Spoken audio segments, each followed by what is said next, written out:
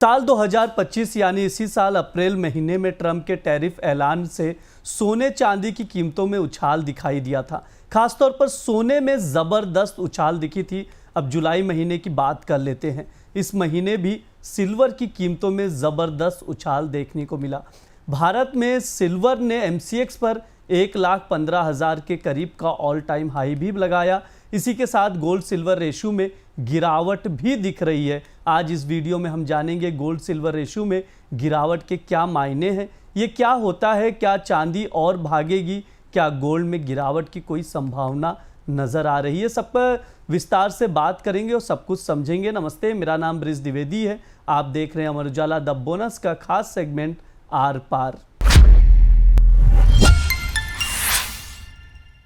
Gold silver ratio में पिछले कुछ हफ्तों में ज़बरदस्त गिरावट देखने को मिली है। 107 के उच्चतम स्तर से गिरकर ये रेशियो अब सिर्फ 86.18 पर आ गया है, यानी करीब करीब 20% की गिरावट दिख रही है, जो संकेत देती है कि सिल्वर अब गोल्ड की तुलना में बेहतर प्रदर्शन कर रहा है। गोल्ड सिल्वर रेशियो गिरने का मतलब ज़रूरी नहीं है कि सोने की कीमतें गिरे, लेकिन कुछ खास स्थितियों में गिरावट की संभावना ज़रूर बढ़ जाती है, खासकर जब सिल्वर तेज़ी से बढ़ रहा हो, जो कि अभी ये स्थिति है, और गोल्ड स्थिर या कमज़ोर हो।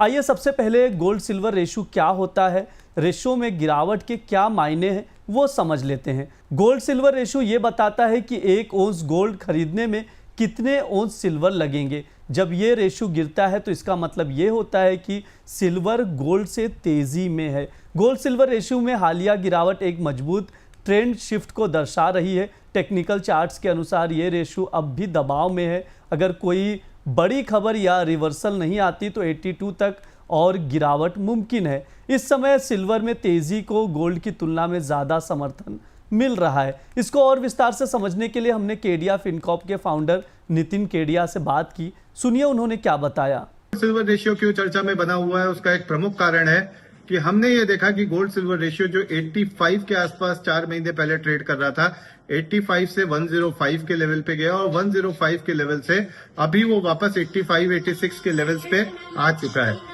अब गोल्ड सिल्वर रेशियो का मतलब क्या होता है? गोल्ड सिल्वर रेशियो का मतलब होता है सोने और चांदी का अनुपात।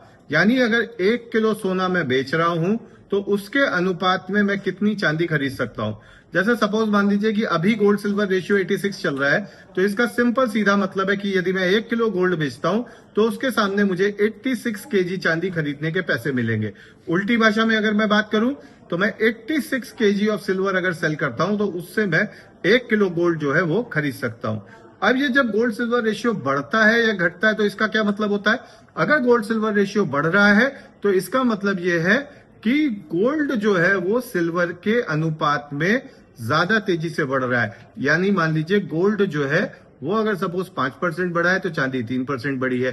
गोल्ड अगर 5%, 6% बढ़ा है तो चांदी हो सकता है 5.5% बढ़ी हो।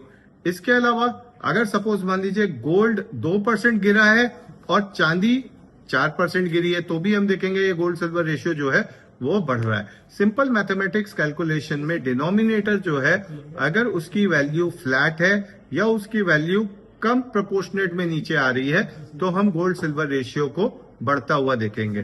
देखिए, अगर मैं ओवरऑल एवरेज की बात करूं तो ओवरऑल एवरेज जो गोल्ड सिल्वर रेशियो का हमने पिछले 4-5 साल में देखा है, हमने ये देखा कि ये मैक्सिमम टाइम 80 और 87 के बीच में स्टेबलाइज हो जाता है। अगर ये इसके ऊपर जाता है तो 87 से सपोज अभी हमने 105 तक आते हुए देखा तो भी ये धीरे धीरे 86-87 के आसपास स्टेबलाइज होता है और नीचे में हमने एक आध दो बार इसको 60 तक भी आते हुए देखा, लेकिन 60 से भी हमने इसको जंप ऊपर की तरफ मारते हुए देखा। आपको बता दें, पिछले संकेत अब सच होते दिख रहे हैं। अप्रैल मई में RSI पर जो कमज़ोर संकेत मिल रहे थे, उन्होंने इस गिरावट का संकेत पहले ही दे दिया था। अब जबकि MACD, RSI और प्राइस सभी एक मत से गिरावट की पुष्टि कर रहे हैं, तो इस ट्रेंड को क्लासिक ब्रेकडाउन माना जा सकता है। 90-91 के लेवल तक कोई भी रिबाउंड बिकवाली का मौका भी हो सकता है।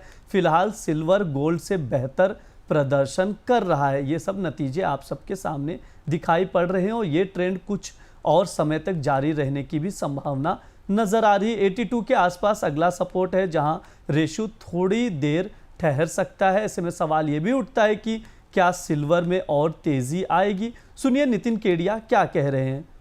अब गोल्ड सिल्वर रेशियो अभी 85 पे आ गया है, तो इसके सापेक्ष में क्या है, इसको देखते हुए मुझे गोल्ड या सिल्वर में कोई इंडिविजुअल ट्रेड लेनी चाहिए?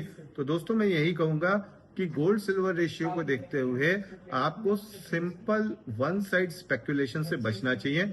अभी गोल्ड सिल्वर रेशियो जो आपका नीचे आ रहा है, जो 105 से हमने 85 आते हुए देखा, उसका मेन रीजन जो है वो सिर्फ और सिर्फ एक ही है कि चांदी जो है वो गोल्ड के मुकाबले ज्यादा मजबूत हुई है। तो हो सकता है कि स्टैंडर्ड डेविएशन के बेस पे चांदी जैसे ही ये रेशियो 80-81 के आसपास आता है, वहां पे चांदी जो है वो थोड़ी सी ओवरबॉट हो जाए और गोल्ड जो है वो फ्लैट रहे। वहां से हम फिर हो सकता है चांदी में एक स्मॉल करेक्शन आते हुए देखो और ये रेशियो 87-88 के आसपास आ जाए। लेकिन ज्वेलर्स इसका बेनिफिट उठा सकते हैं। वो कैसे उठा सकते हैं? अगर रेशियो 80 के आसपास आता है, जैसे मैं एक एग्जांपल दे देता हूँ, 105-104 जिस समय रेशियो चल रहा था, उस समय हमारा एक ही रिकमेंडेशन था अपने ज्वेलर्स भाइयों के लिए कि आपका जो गोल्ड है उस गोल्ड के स्टॉक को आप बेच दीजिए और उतने ही पैसे की चांदी आप बाय कर लीजिए। अब अगर आपने उतने ही पैसे की चांदी बाय करी तो आप देखिए आपने 100 रुपए की गोल्ड बेच के 100 रुपए की चांदी खरीदी थी। अब वो 100 रुपए की चांदी आपको 125 रुपए 120 रुपए की होगी, क्योंकि गोल्ड सिल्वर रेशियो जो है वो लगभग 20-25% स्ट्रांग हुआ है। यानी गोल्ड अब आप वही सेम लेने जाओगे तो पैसे आपको ज्यादा मिले तो आपका गोल्ड का स्टॉक बढ़ जाएगा। तो अगर 80 के आसपास आता है गोल्ड सिल्वर रेशियो, 78 के आसपास, तो वहां पे आप चांदी के स्टॉक को गोल्ड के स्टॉक से स्वैप करने की प्रक्रिया शुरू कर सकते हैं। स्वैप का मतलब ये होता है मैंने गोल्ड बेचा और सिल्वर को बाय किया। गोल्ड सिल्वर रेशियो को देखते हुए सिंगल साइड ट्रेड लेने से बचें। इस शो में इतना ही। देखते रहिए द बोनस। शुक्रिया।